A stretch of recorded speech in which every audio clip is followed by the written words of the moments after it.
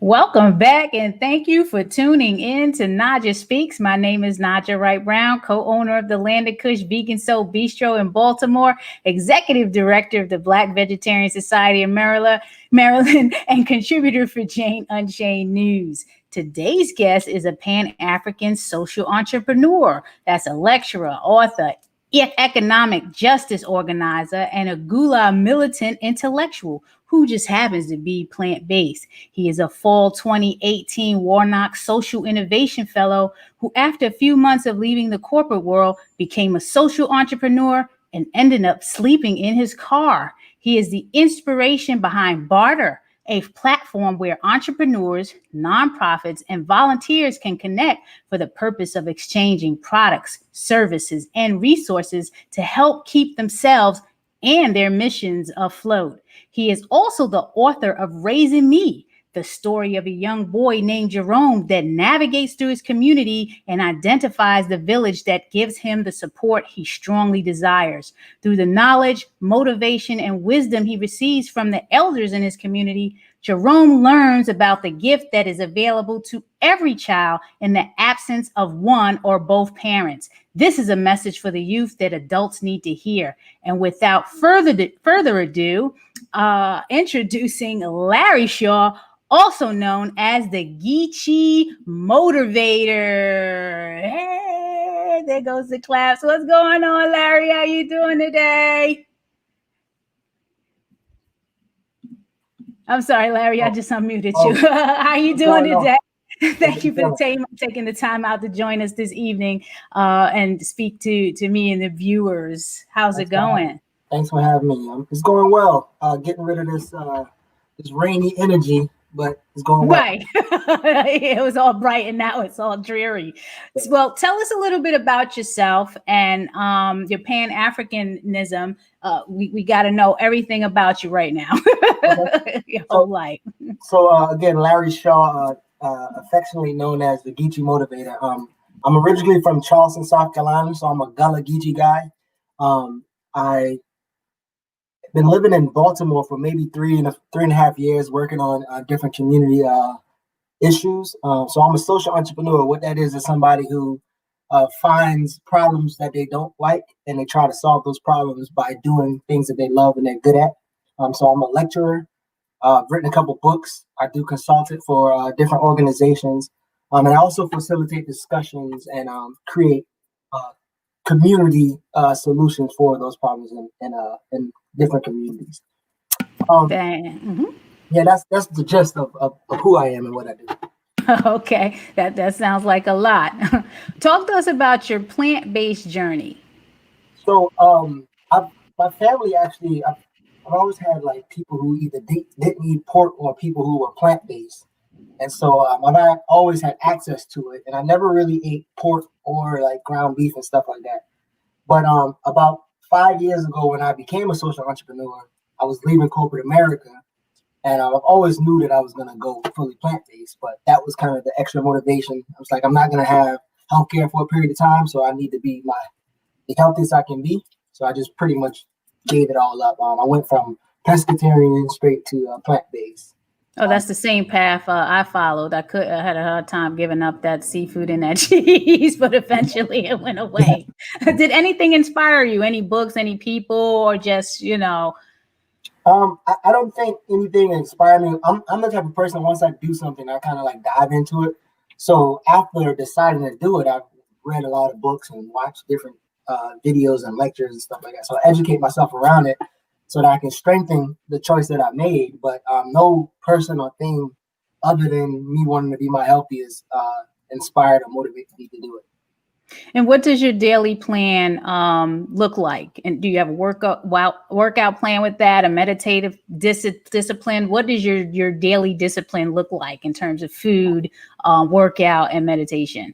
So I don't even know if I have I started out with a plan. I used to be like raw for a period of time, and then like juicing, and then alkaline. I kind of used to like go back and forth with that, but I don't actually even have a regular plan that I stick to.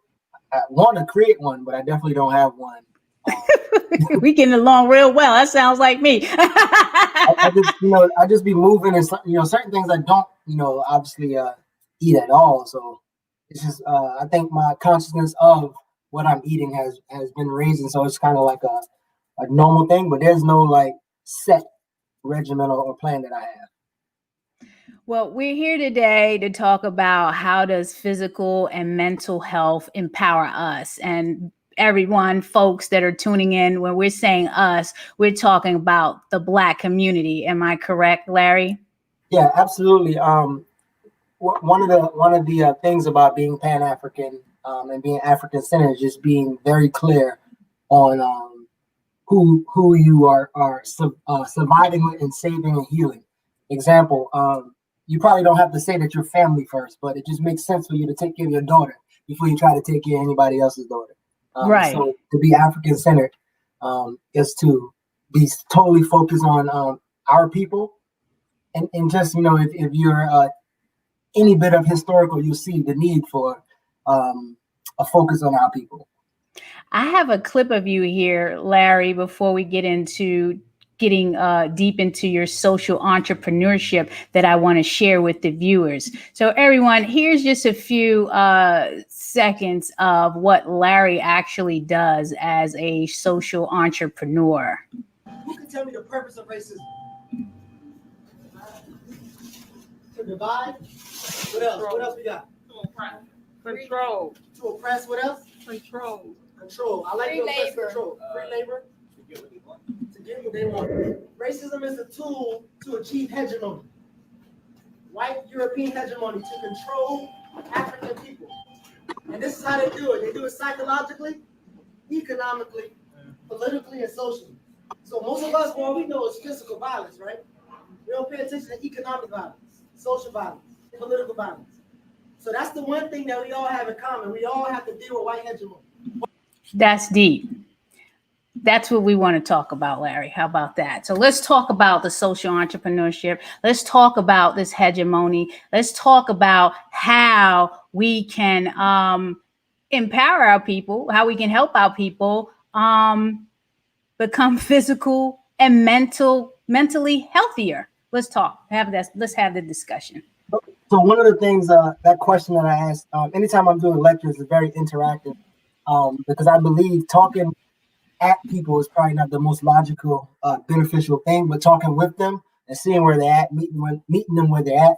And one of the things that I've learned over the past maybe 8 years that I don't think that we quite understand what racism is. And even when we begin to understand it, we don't understand that it still is created to achieve something. And so oftentimes we don't even know what that is. So I ask the question, what do you think the purpose of racism is? And people will talk about different things. But any study, any light study of racism will show you that it achieves hegemony, which is mean domination.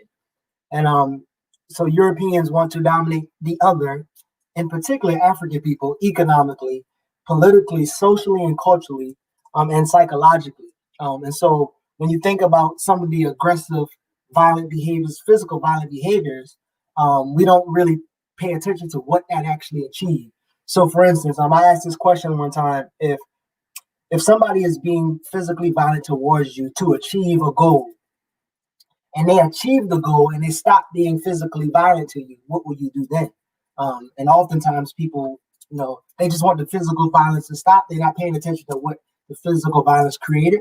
And I'm helping not only myself, but people of my hue realize that and then change what those outcomes are for us and how they have us existing in these spaces. So we just find multiple ways of going there to where we can raise people's consciousness so that their behaviors and their actions and activities and value systems change as well as a result of a lift or raised consciousness. So I'm streaming on a lot of platforms right now, and one of them is Jane Unchained News, videos for the voiceless. And she constantly asks this question all the time when she has her African-American guests on. We're living in areas where, of course, you have these fast food institutions. You have institutions that don't have our true best interest at heart, but we're still supporting them with our dollars, right? Do we see that? Why is this? Why is this happening? So I think comfort is one thing, and then we have this this fair logic paradigm, right? So for instance, I'm pretty sure you've gotten this, right? You could see your family member eating a double bacon cheeseburger, right? And just be loving it. And then they see your kale salad and they be like, ew, what's that? Wait, feces and blood and pus in this? You just say ill to the plants? So it's like, again, so when you think about domination, again, hegemony, there's a psychological domination and an economic domination. So to be able to be dominant, to be subservient or dominated, you will go for the easiest, cheapest route, but also what you've been culturally orientated to accept as food. You know what I mean? Right. And so even like some of the things where, veganism and we are trying to help people come back over to plant-based by mimicking foods that they, eat. Regularly. Right. We do like, that at the land of Kush. I don't want a food that sounds like this or tastes like this or whatever. But the reality is, your food that you eat actually tastes like plants and herbs. That's right. That's how you dress it. So it's like having people unlearn what propaganda and education system to teach them it's just it's a heavy task. It's a heavy lift. So I think a lot of that's coming from that fear logic paradigm that most of us struggle with. The mental health in our communities. Where do we start? We have economics. You talk about it all the time. People, especially, let's just take Baltimore, because we're in Baltimore right now. Mm-hmm. Finding a job, just trying to maintain a job, maybe living in a one parent or no parent household. Some youth are out there, they don't have anyone. This and then to talk to them about going vegan, that's like not the furthest from their mind. So it's a challenge. Like where do we start with this? Yeah, I think for me, it's always been beneficial to ask questions to kind of see where people at. One of the biggest teaching lessons in my life, as far as I can remember, is just my ability to be able to ask questions. Ask not only the hard questions, but the questions that are going to give me the answers I need. And a lot of times we don't really do that. We don't ask questions. And just having that like a response to people, oftentimes you disarm them. So all the youth that I work with, Baltimore, it takes me, a week for them to be like, Mr. Shaw, what's that stuff? Like, you always eating plants, like what? And then I let them taste something, and then they kind of like, oh, man, this is good. Like, so it's like just finding out where they at.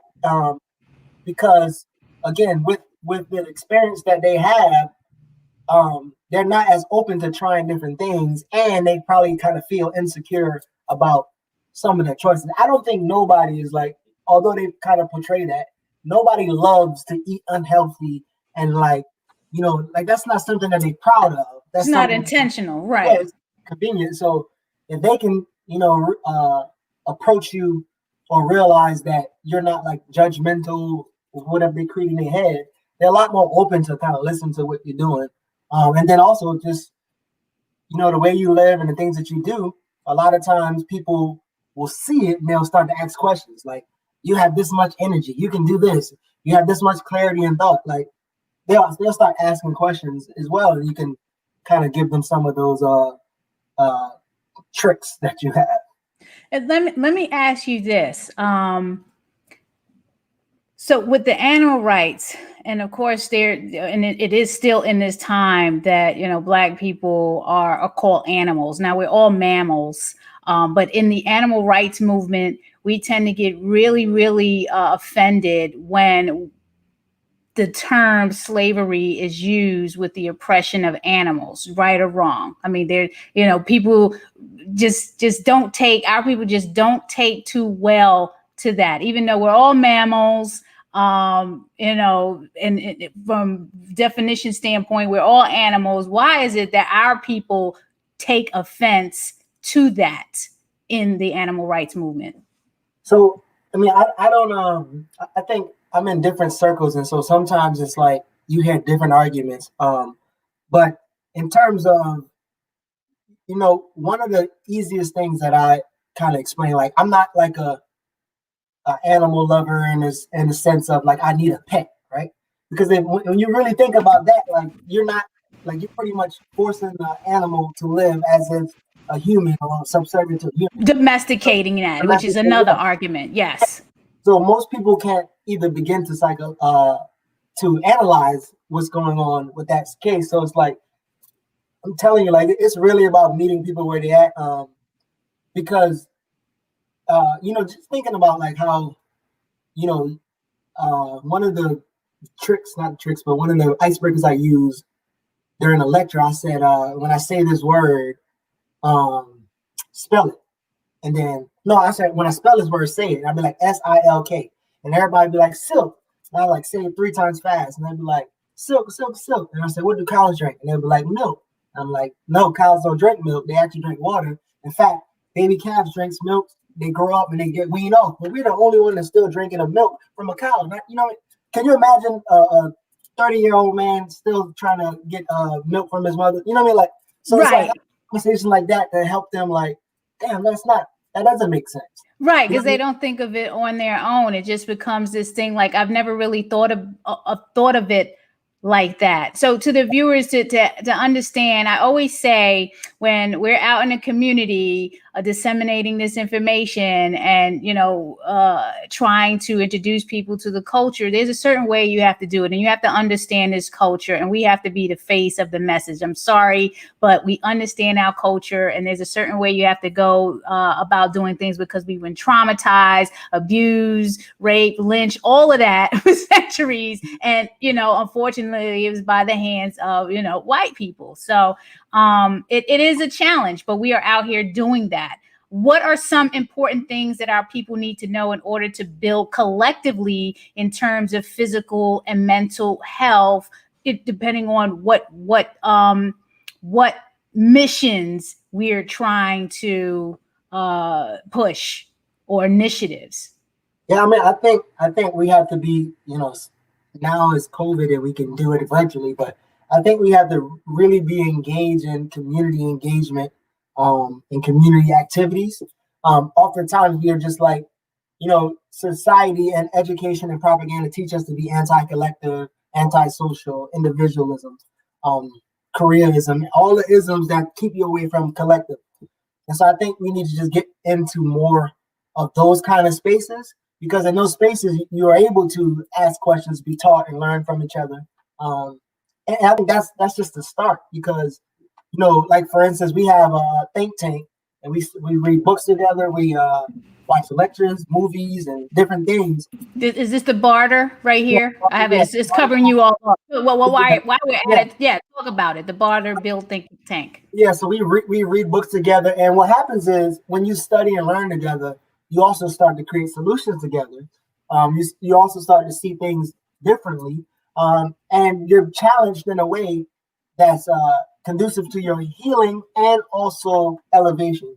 And so you're only going to solve this problem in a communal lens, right? And so if you're going to solve the problem in a communal lens, then I mean you have to get in some kind of community and do community building activities and engagement consistently. So we don't really do that now.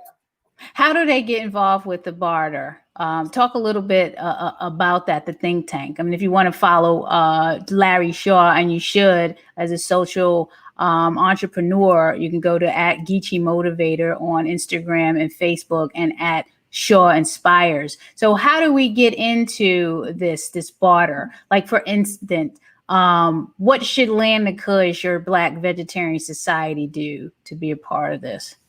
So the bARTer Build Think Tank is so this is only for people of African descent. So it's like a safe space for us to read and study together. So Black men, African men, Black women, African women, both men and women can come into this group. You just gotta reach out to me or anybody who's associated with it. There's like 3 questions that we ask people to answer, right? Just kind of see their commitment and their goals, and then you're in, right? And you get the book. Like right now, we're reading Yorugu, which is it's an African, the one on the far right, Marima Ani's. It's an African-centered critique to European cultural thought and behavior. Like if you look throughout history, you won't find any kind of critique of European culture or behavior from an African-centered lens. But you'll see all this critique and stuff of African behavior and Black African American. And so she goes really deep into history from Plato, Platonic thought to now, and you'll start to kind of understand things, not only why you do things, but also why those other people do things. And we just study together, like I said, create solutions. If you want to be involved in it, you can message me on any one of those platforms, and we can definitely get you in the group. How long has this been going on, the bARTer? Is this something new that you just started? So bARTer and Build has been going on. So I've started being a social entrepreneur maybe 5 years ago, and bARTer and Build started like 4 years ago, because immediately once I went to be a social entrepreneur, not knowing exactly what I want to do, but just trying to figure it out, I knew that change makers, it's hard to have a team and it's hard to have capital. So I created this concept of bARTer and Build, with, again, it's for people of African descent who are problem solvers. One, if you're in a group who's bartering, you don't have to use fiat currency, because you have something that's more valuable than the currency among yourselves. And so let's say, for instance, if you're a website designer and I am a writer, I write something for you and you do my website, and then we promote our business to bring people back into our space. And then the build component is we always having conversations and discussions around different important topics. So that's something that started about 4.5 years ago. But the other things just develop. Like, for instance, we have the think tank, which is a study group. We have different lectures and we have different discussions where everybody can come in. So the bARTer Build discussions, everybody can be a part of that. Just know that the topics, sometimes they can be triggering or hard or difficult to be a part of, but everybody can be a part of the discussions. The book think tank is only for Black men and Black women. And then the group, to be a member of the group, is only for Black owned or Black organized organizations and businesses and individuals. So you're taking it way back to the beginning of business and how businesses have interacted. So great work, Larry. Back to the social entrepreneurship, because I know we skipped to the bARTer. How did the passion begin? Now, you left corporate America, you became the social entrepreneur, and then you were homeless. Talk about that story and how you overcame, because that's going to be the next question. What type of challenges did you face, or do you face in your role as a social entrepreneur, and how did you overcome them? Okay, so I was in corporate America, and there's one of my books that I'm finishing. There's a chapter in the book called "The Death of an Ambitious Negro," right? And the death of an ambitious Negro talk about all of y'all who work for somebody. I'm pretty sure there's a proverbial glass ceiling that you either hit or that you are soon to hit, right? Yes. Yes. Yeah, that means they already have an idea of how high you're gonna go, and you ain't going higher than that no matter how hard you try. Right. And so that's happened to me in multiple corporations. Right? I'm like literally the leading salesperson, leading district manager. There's one last particular company. They used to send me around the country to train other managers and employees in stores, right? They send me to low performer stores. Like this happened multiple times. I think it was like 82 stores in the country. I remember going to the 81st store, like then second from last, and bringing them up the top 3. So I was doing things like this for a long period of time. And they didn't have a trainer. They just had me going around training people. Now, I am more passionate about training and teaching rather than trying to manage day-to-day different stores. And so I told the vice president of sales at the time, I was like, yo, this is what I like to do. This is what I want to do. I want to be the trainer, And so his response was immediate, like, Larry, I feel like you're trying to take power away from me. So I'm thinking, what the hell is this white man talking about? So I said, you're the vice president of sales. How am I going to take power away from the vice president of sales by doing the exact same thing that you have me doing now? You're just not paying me for it. It's not a title. Right. So Well, what position was under him? He's a VP. What was his position? What was the position under him? VP, it was regional directors, area directors, and then district managers. So it's like the training person would have even been in that space. It would have just been something totally different. But he was like, I feel like you're trying to take power away from me. I'm like, yeah, all right. Well, you're the vice president of sales. You design the curriculum. I'm going to be doing exactly the same thing that you're doing. So then I realized, okay, I'm not about to be being flown around and going to these different places and not being paid to do it, not being respected at all, for real, if you ask me. And so I'm just going to do what I'm supposed to, what you guys pay me to do and what my title says to do. Then their goal was to, okay, well, if we can't overwork this person anymore, then let's try to find a way to get rid of them. So they spent like the next 6 months trying to get rid of me. They literally was hiring people from outside the company to be my supervisor to try to get rid of me, to try to frustrate me. Now, the unique thing is the company modeled themselves after promoted from within. You know, they would never bring somebody in and put with it, but they promote from within. But in that particular case, they kept putting somebody over me. And each person kept failing. I guess they couldn't get rid of me for whatever reason. The last person was like even more incompetent than the rest of the people. Like they would just do different things. And I would always like keep a running track and document everything. So they just really didn't have a leg to stand on. And then like finally they was like, and after failing so many times, they're like, you know what? We're just gonna, cut our losses, and you go your way, we go ours. And I'm like, and they gave me this 2-week severance package paper. I'm like, it's like, nah, I'm gonna talk to my lawyer, and then we can talk back to this. Why do you think that is? And do you think this is an example of what goes on in a lot of companies where, the whole intellectual, they disrespect our intelligence and just everything. Yeah. So I mean, the word always goes back to hegemony. Like if you need to be dominating somebody socially, psychologically, economically, there's always going to be systems in place to help you achieve hegemony, right? That's just kind of how the culture is set up for them long before we got here.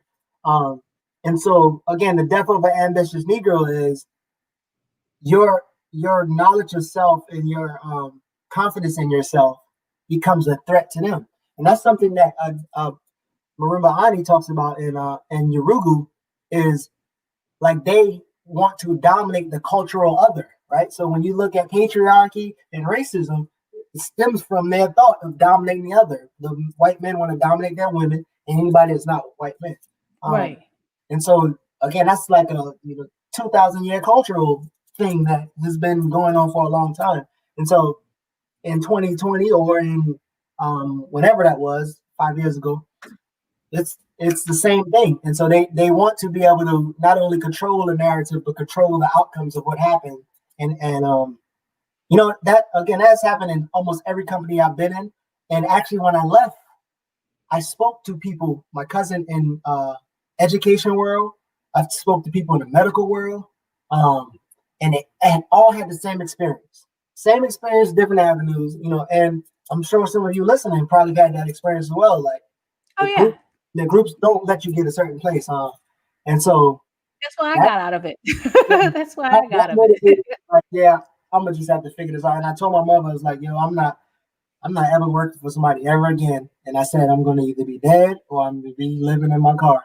So you think the answer is, for those that are able to do it, focus on becoming an entrepreneur in some form or fashion. Now, it's not for everyone.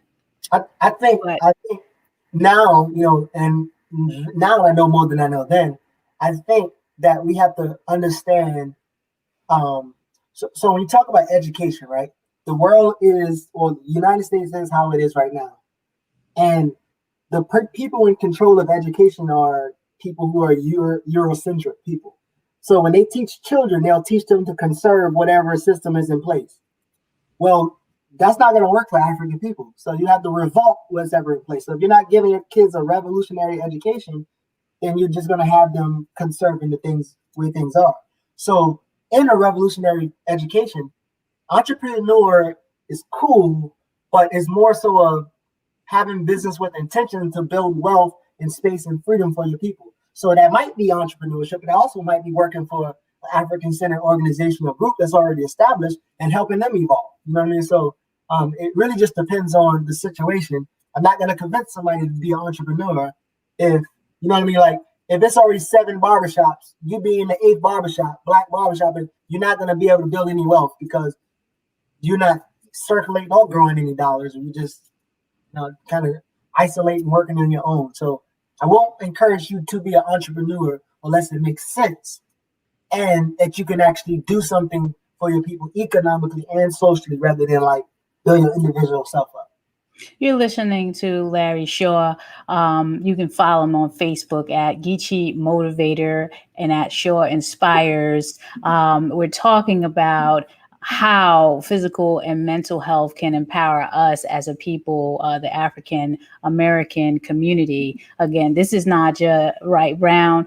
Like and subscribe to NaijhaSpeaks.com. Please leave a question or comment, and also take the survey. I will be posting that because I will be looking at some programming and trying to make some adjustments. So please subscribe, Naijha Speaks, take the survey. And again, this is great information. Larry, you got all of us thinking. So all the people that are tuning in, Larry is definitely dropping some African history and American history and things that have been going on with us in corporate America, and just helping us think on ways we need to empower ourselves to lift ourselves up economically.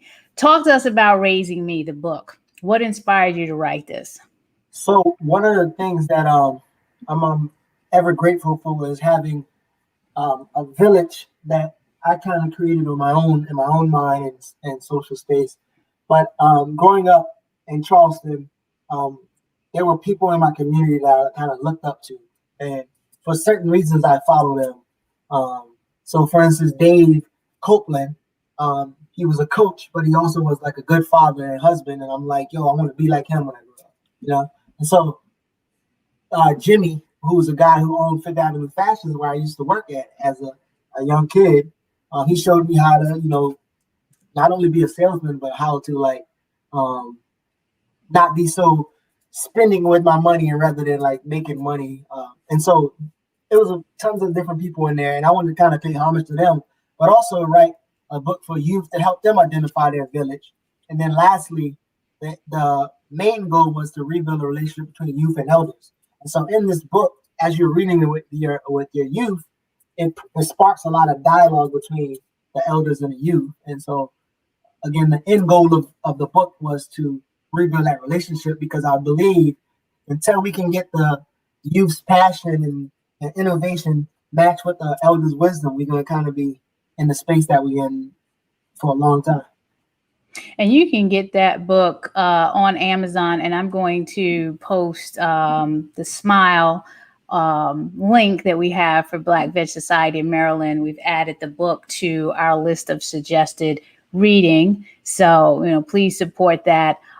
Some of the stuff that we do here at the Land of Kush, if anybody notices, we bring in a lot of community youth, people that may not be hired anywhere else. And we do that for a reason, because if not us, then who?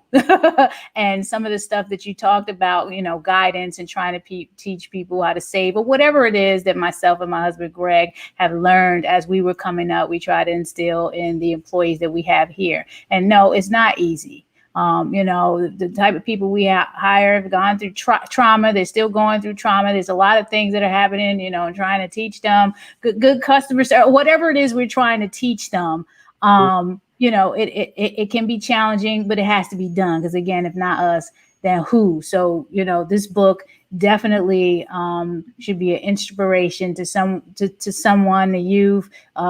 Please get this book, give it to your child, give it to somebody that needs it, because if you could see the pictures there, gun cough, and we see this all the time in the news, that is where it's depicted. So thank you for writing that book, Larry. How are you navigating your profession through the COVID-19 pandemic? So a lot of my work is already virtual based. In terms of a contract, I'm doing this research work in West Baltimore, that's been a little bit difficult because, I normally have like a team of people on the streets doing surveys and talking to people, which that's harder. So it has to be more of a virtual based thing. But I mean, it also has, it also really hasn't affected me so much. It actually slow people down so they can actually get some of the content and be a part of some of the discussions. You don't have so many excuses like, oh, I have to go ahead. Like, no, you can literally sit here and be a part of some kind of community building session. Larry had you in a 2-hour meeting one time. We were talking about Black women and Black men not getting along with each other, right? 2 hours. Sometimes they get long. Those conversations definitely get long sometimes. I have to actually stop them, and people be like, "Oh, that was too short." I'm like, "No, we was on here for 2 hours. Can't be that short." But just those spaces, creating those spaces, has always been something I've been doing pre-COVID. It hasn't hurt; it actually increased it because, like I said, people have more time to join book clubs and read. All that say, you didn't have all the time reading and all the stuff. You had a lot of time to read now and elevate your mind, so that when COVID is over, you don't go back to normal. You go back to revolution. What do we have here? What's going on with this? So I'm a part of a couple groups, right? And so one group, we have this communiversity that we have. I think last month or August, we did the 100-year return, 100-year in the whirlwind of Marcus Garvey. And you have a bunch of like beautiful speakers speaking about different things. And this is the second one we're doing. And we're talking about like the prophecy, the prophets, and the revolutionaries. I will be talking about Jean-Jacques Dessalines, who was the liberator for Haiti. And I'll be talking about him and his revolution, and Toya, who raised him to be a revolutionary since a baby, and what he did to gain Haiti, which means Haiti, gain independence and freedom there. And so I'll be talking about that. But like I said, there'll be tons of brothers and sisters that have different topics and different people that they'll be talking about as well.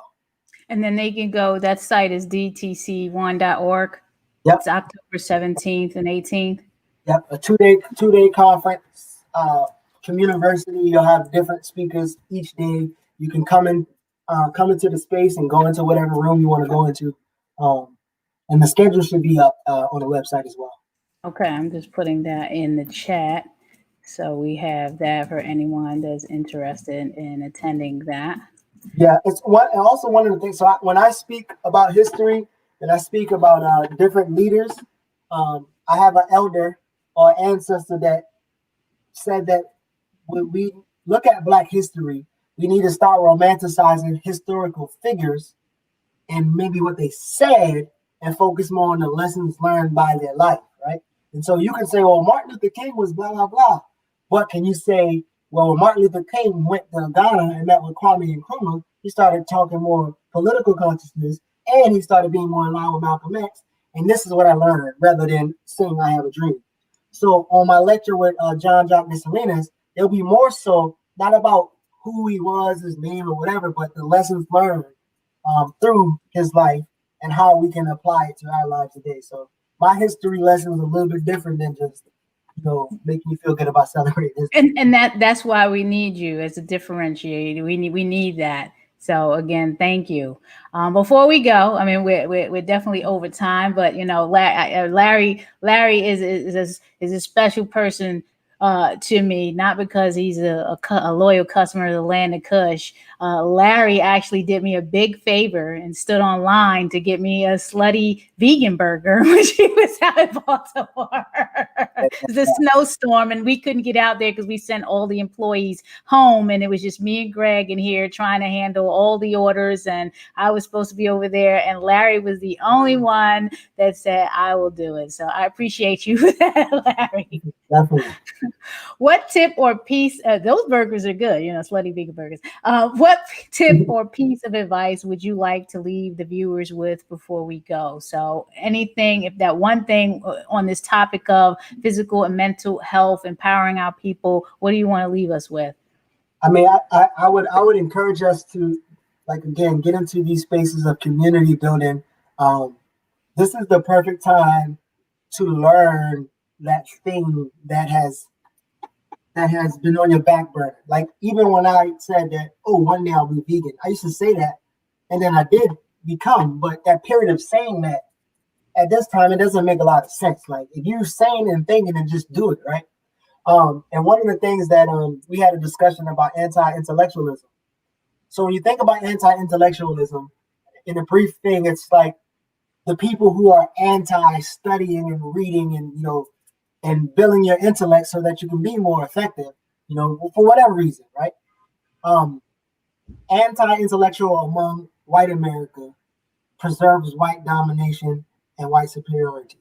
Anti-intellectualism among Black America also preserves white domination and white superiority. So this is a perfect time for us to get into study, learning, and also just, putting ourselves in a position to be more healthy, whether it's exercise, eat different, try new foods, whatever the case may be.